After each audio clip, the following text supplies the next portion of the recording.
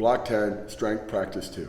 So we went from 4 sets of 12 on a lot of body weight exercises like push-ups in our previous block. Now we're gonna progress to 5s. And a better way to do that, instead of trying to add a bunch of plates and push-ups, is just to grab some dumbbells and set up for dumbbell bench. We're gonna go dumbbell rotational bench because what that does, it allows us to leverage that natural structure and create more mechanical advantage as I'm going through that sticking point. Also load that shoulder through a greater range of motion with stability. So that natural rotational ability of that dumbbell hopefully allows us to utilize more weight safely. So we're progressing from something like push-ups and we wanna get more weight in our hands. We wanna choose a variation that we can be successful more readily. I mean, that's actually the same position, even regardless if we're moving or not, is what we're trying to create that rotational effect every time we push and pull something.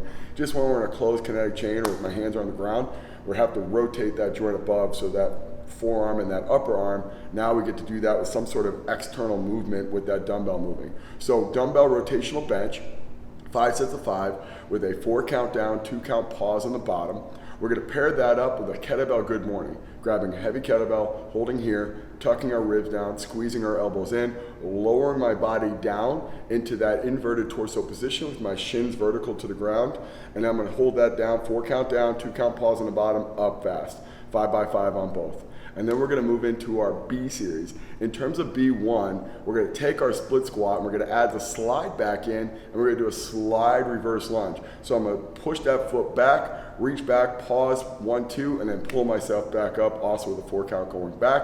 A little bit more challenging on balance and proprioception, so we'll make it more intense that way, as well as it's any kind of friction on the ground with that slide just makes it a little bit more challenging itself.